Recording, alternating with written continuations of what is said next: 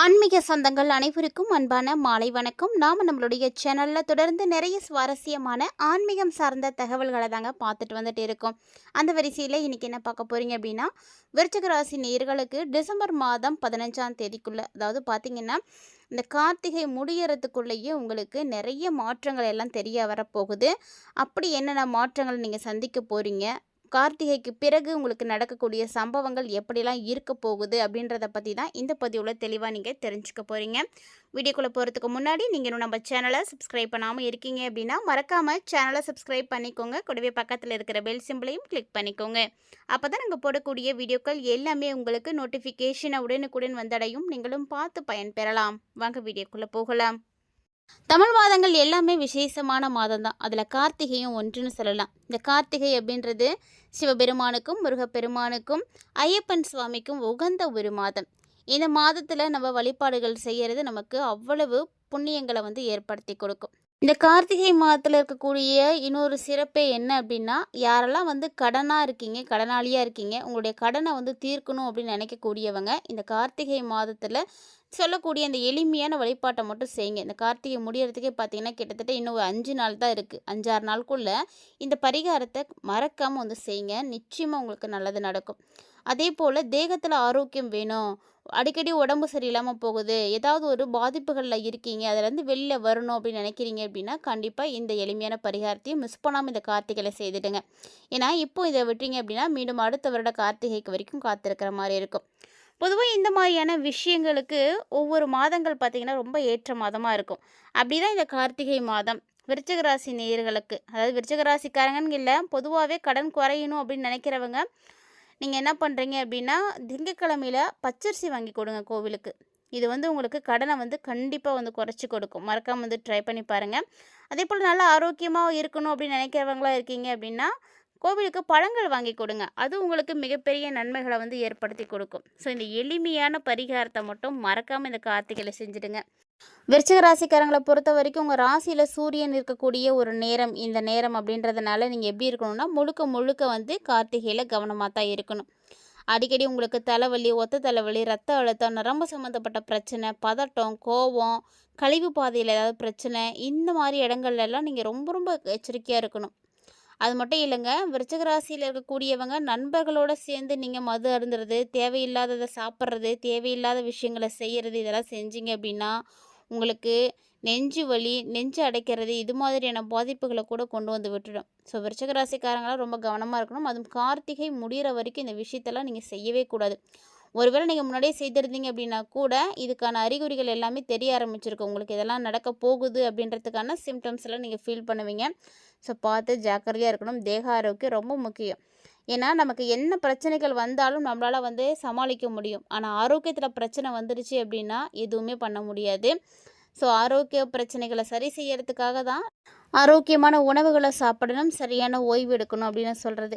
இந்த டைமில் விருச்சிக ராசிக்காரங்க நீங்கள் சாப்பிட்ற சாப்பாட்டில் கவனம் எடுத்துக்கோங்க. எளிமையாக ஜீரணமாகக்கூடிய விஷயங்களை மட்டும் நீங்கள் இரவு நேரத்தில் எடுத்துக்கோங்க. ரொம்ப ஹெவியாலாம் எடுத்துக்காதீங்க.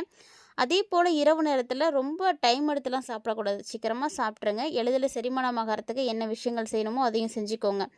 ஆரோக்கியத்தில் கவனமாக இருக்கணும். இது மட்டும் இல்லாமல் வண்டி வாகனங்களில் பயணிக்கக்கூடிய விருச்சிக ராசி நேயர்களாக இருக்கீங்க அப்படின்னா வாகனங்களில் போகும் பொழுது ரொம்ப கவனமாக இருக்கணும். முடிஞ்ச அளவுக்கு இரவு நேரத்தில் நீங்கள் வண்டியை தொடாதீங்க. அது மட்டும் இல்லாமல் நீங்கள் வெளியில் போகிறீங்க வரீங்க அப்படின்னா கூட ரூல்ஸ் அண்ட் ரெகுலேஷன்ஸ்லாம் கரெக்டாக ஃபாலோ பண்ணிக்கோங்க. ஸோ வண்டியில் போகிறீங்க அப்படின்னா வண்டிக்கான ஆவணங்கள் எல்லாம் கரெக்டாக இருக்கா அப்படின்றதெல்லாம் மறக்காமல் செக் பண்ணிவிட்டு போங்க. ஸோ சரியான லெவலில் நம்மளுடைய வாகனம் இருக்கா அப்படின்றதையும் செக் பண்ணிக்கணும்.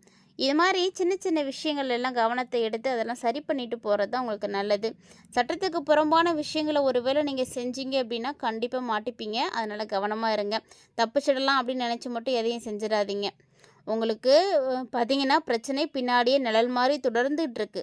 ஸோ அதனால் நீங்கள் என்ன பண்ணணுன்னா ரொம்ப கவனமாக தான் இருக்கும். அதே போல் சட்டத்துக்கு புறம்பானவங்களுடைய நிழலும் பார்த்தீங்கன்னா உங்கள் மேலே படாத மாதிரி பார்த்துக்கோங்க. நீங்கள் சொல்லக்கூடிய விதிமுறைகளை அவங்க ஃபாலோ பண்ணல அப்படின்னா அவங்க கூட நீங்கள் போகாமல் இருங்க. இல்லைன்னா அவங்களோட சேர்த்து நீங்களும் மாட்டிப்பீங்க.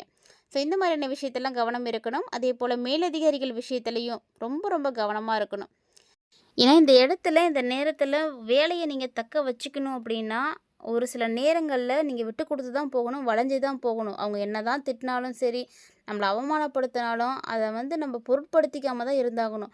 நம்ம ரோஸை போட்டுக்கிட்டுலாம் இருந்தோம் அப்படின்னா இங்கே ஒன்றுமே நடக்கவே நடக்காது. அதால் பாதிக்கப்படக்கூடியதும் பார்த்திங்கன்னா நாமளாக தான் இருப்போம். அதனால் விருச்சிக ராசிக்காரங்களே முடிஞ்ச அளவுக்கு இந்த விஷயத்துலலாம் இணக்கமாக போகிறதுக்கு பாருங்கள். ஏன்னா நீங்கள் என்ன செய்கிறீங்களோ அதுதான் உங்களுக்கு பலன்களாக வந்து திருப்பி கிடைக்கும்.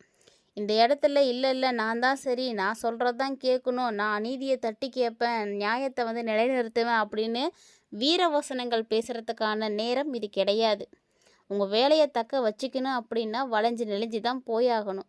இல்லை நான் இப்படித்தான் இருப்பேன், நான் இந்த விஷயத்தெல்லாம் இப்படி தான் தட்டி கேட்பேன் அப்படின்னு செய்கிறீங்க அப்படின்னா கண்டிப்பாக அந்த நேரத்தில் உங்களுக்கு எந்த வேலை இருக்கோ அதை நிச்சயமாக நீங்கள் இழந்துடுவீங்க. உதாரணத்துக்கு ஒரு நிறுவனத்தில் நீங்கள் வேலை செய்துட்ருக்கீங்க அப்படின்னு வச்சுக்கோமே, அந்த நிறுவனம் சட்டத்துக்கு புறம்பாக ஏதோ ஒன்று செய்கிறாங்க, இல்லை தவறான ஏதோ ஒரு விஷயத்த நடத்துகிறாங்க, அதை நீங்கள் பார்க்குறீங்க அப்படின்னா கண்டும் காணாமல் போயிட்டே இருங்க.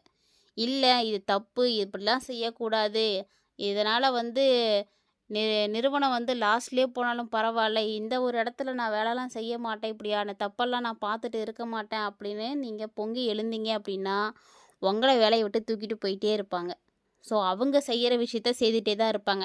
ஏன்னா நீங்கள் ஒரு ஆள் சொல்லக்கூடிய விஷயத்த யாரும் வந்து பொருட்படுத்தி பார்க்க போகிறது கிடையாது. எல்லாரும் போல் நீங்களும் இருந்துட்டு போங்க, அதுதான் இப்போதைக்கு உங்களுக்கு நல்லது.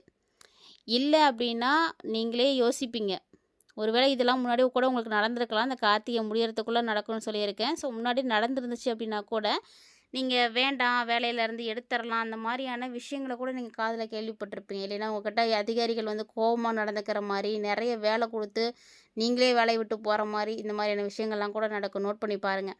ஸோ இதனால் என்ன பாதிப்படைய போகிறதுனா நீங்கள் தான் கொஞ்ச நாளைக்கு விட்டு கொடுத்து போங்க. ஏன்னா 2026 பார்த்தீங்கன்னா உங்களுக்கு ஒரு அட்டகாசமான வாழ்க்கையை ஏற்படுத்தி கொடுக்கும் அப்படின்னு சொல்லலாம். ஏன்னா பல பிரச்சனைகள்லேருந்து நீங்கள் வெளியே வர போகிறீங்க. ஆனால் கார்த்திகை முடிகிற வரைக்கும் கொஞ்சம் கவனமாக தான் இருக்கணும். அதனால் இந்த நேரத்தில் நீங்கள் இந்த விஷயத்துலலாம் முறைப்படி வந்து ஃபாலோ பண்ணிக்கோங்க.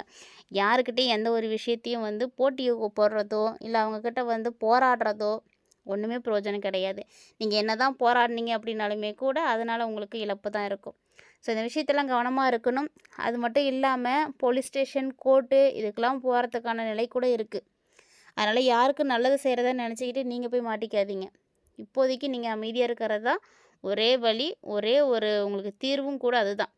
இந்த கார்த்திகை முடிஞ்ச அளவுக்கு உங்களுக்கு எவ்வளவு தொந்தரவுகள் தரணுமோ அவ்வளவு தொந்தரவுகளையும் தரும். ஏன்னா கார்த்திகை முடிஞ்சிடுச்சு அப்படின்னா உங்களை வந்து கையிலே பிடிக்க முடியாது.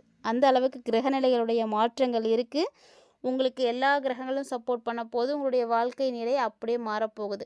அப்படிங்கும்போது உங்களை வந்து பழி வாங்கிறதுக்கு வேறு வழியே இல்லை. இந்த 5-6 நாள் தான். இந்த கார்த்திகை முடிஞ்சிருச்சுன்னா உங்களை டச்சே பண்ண முடியாது. அந்த அளவுக்கு ஒரு சிறப்பான ஒரு இடத்துக்கு நீங்கள் வந்து மாற போகிறீங்க. அதனால் கொஞ்சம் கவனமாகவே இருங்க. தொடர்ந்து இந்த மாதத்தில் உங்களுக்கு நல்லதெல்லாம் நடக்கிறதுக்கு நீங்கள் விநாயகரை வழிபாடு செய்யுங்க, பெருமாள் வழிபாடு செய்யுங்க, ஆஞ்சநேயர் வழிபாடு செய்யுங்க. ஸோ இதெல்லாம் உங்களுக்கு ரொம்ப ரொம்ப அற்புதமான மாற்றத்தை கொடுக்கும்.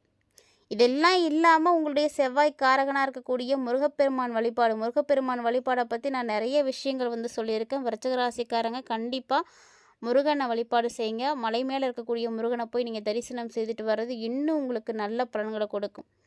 இதை வந்து நீங்கள் யார் வந்து தொடர்ந்து செய்கிறீங்களோ நிச்சயமாக அதனால் நீங்கள் நல்ல பலன்களை பார்த்துருப்பீங்க. அப்படி ஒரு வேளை முருகனை நீங்கள் தொடர்ந்து வழிபாடு செய்து பலனடைந்தவங்க யாராவது விருச்சிக ராசிக்காரங்க இந்த பதிவை பார்க்குறீங்க அப்படின்னா ஒரு கமெண்ட் பண்ணிட்டு போங்க.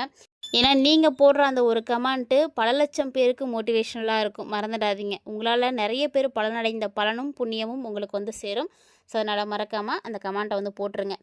பொதுவாக செவ்வாய்க்கிழமையில் பரிகாரம் செய்கிறது விருச்சிக ராசிக்காரங்களுக்கு ரொம்ப நல்லது.